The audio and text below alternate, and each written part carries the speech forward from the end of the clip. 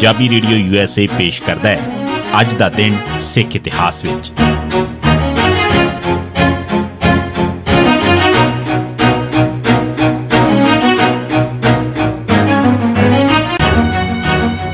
ਸਿੱਖ ਇਤਿਹਾਸ ਦੀਆਂ ਘਟਨਾਵਾਂ 'ਚ 9 ਨਵੰਬਰ ਦਾ ਦਿਨ। 1821 ਹਰੀ ਸਿੰਘ ਨਲਵਾ ਤੇ ਤਨਵਾਲੀਆ ਕੌਮ ਵਿਚਕਾਰ ਲੜਾਈ। ਨਵੰਬਰ 'ਚ ਰਣਜੀਤ ਸਿੰਘ ਦੀ ਫੌਜ ਨੇ ਮੁੰਗੇਰ ਅਤੇ ਡੇਰਾ ਜਾਬ ਤੇ ਕਬਜ਼ੇ ਵਾਸਤੇ ਚੜ੍ਹਾਈ ਕੀਤੀ। ਉਧਰ ਮਹਾਰਾਜੇ ਨਾਲ ਸ਼ਾਮਲ ਹੋਣ ਵਾਸਤੇ ਹਰੀ ਸਿੰਘ ਨਲਵਾ ਦੀ ਫੌਜ ਵੀ ਕਸ਼ਮੀਰ ਤੋਂ ਚੱਲ ਪਈ। ਰਾਤ 'ਚ 9 ਨਵੰਬਰ 1821 ਦੇ ਦਿਨ ਮੰਗਲ ਘਾਟੀ 'ਚ ਪਖੜੀ ਪਿੰਡ ਦੀ ਜੂਹ 'ਚ 30,000 ਤਨਵਾਲਵੀ ਕੌਮ ਦੇ ਲੋਕਾਂ ਦੇ ਲਸ਼ਕਰ ਨੇ ਰਾਹ 'ਚ ਰੋਕ ਲਿਆ। ਨਲਵਾ ਨੇ ਇਸਮਾਈਲ ਇਕਬਾਲ ਭੱਟ ਅਤੇ ਧੰਨਾ ਸਿੰਘ ਮਲਵਈ ਨੂੰ ਭੇਜ ਕੇ ਸਮਝਾਉਣ ਦੀ ਕੋਸ਼ਿਸ਼ ਕੀਤੀ, ਪਰ ਜਦ ਉਹਨਾਂ ਰਾਹ ਦੇਣ ਤੋਂ ਕੋਰੀ ਨਾ ਕਰ ਦਿੱਤੀ ਤਾਂ ਸਿੱਖ ਫੌਜਾਂ ਨੇ ਹਮਲਾ ਕਰ ਦਿੱਤਾ। ਮੇਘ ਸਿੰਘ ਰੂਸਾ ਦੇ ਜਥੇ ਨੇ ਤਨਵਾਲੀਆ ਦੀਆਂ ਸਫਾਂ ਤੋੜ ਦਿੱਤੀਆਂ ਤੇ ਉਹਨਾਂ ਦੀਆਂ ਸਫਾਂ ਦੇ ਵਿਚਕਾਰ ਜਾ ਕੇ ਜੰਗ ਕਰਨ ਲੱਗ ਪਿਆ। ਅਖੀਰ ਤਨਵਾਲੀਆ ਦਾ ਮੁਖੀ ਅਤੇ ਉਸਦੇ ਸਾਰੇ ਸਾਥੀ ਮਾਰੇ ਗਏ।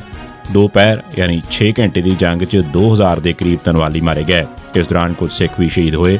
ਅਖੀਰ ਉਹ ਮੈਦਾਨ ਛੱਡ ਕੇ ਭੱਜ ਗਏ। ਉਹਨਾਂ ਦੇ ਮੁਖੀ ਚਿੱਟੇ ਝੰਡੇ ਲਿਆ ਕੇ ਪੇਸ਼ ਹੋਏ। ਨਲਵਾ ਨੇ ਘਾਟੀ ਦੇ ਹਰ ਘਰ ਨੂੰ 5 ਰੁਪਏ ਜੁਰਮਾਨਾ ਕੀਤਾ ਤੇ ਜਾਨ ਦੀ ਮੁਆਫੀ ਦੇ ਦਿੱਤੀ।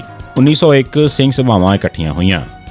ਗਿਆਨੀ ਦਿੱਤ ਸਿੰਘ ਦੀ ਮੌਤ ਮਗਰੋਂ 1901 'ਚ ਅੰਮ੍ਰਿਤਸਰ ਅਤੇ ਲਾਹੌਰ ਧੜਿਆਂ ਦੇ ਦੂਜੀ ਤੇ ਤੀਜੀ ਕਤਾਰ ਦੇ ਆਗੂ ਤੇ ਵਰਕਰ ਹੀ ਰਹਿ ਗਏ ਸਨ। ਇਹਨਾਂ ਸਾਰਿਆਂ ਨੇ 13 ਅਪ੍ਰੈਲ 1901 ਦੇ ਦਿਨ ਰੋਪੜ 'ਚ ਇੱਕ ਇਕੱਠ ਕਰਕੇ ਇੱਕ ਸਾਂਝਾ ਦੀਵਾਨ ਬਣਾਉਣ ਵਾਸਤੇ ਵਿਚਾਰਾਂ ਕੀਤੀਆਂ।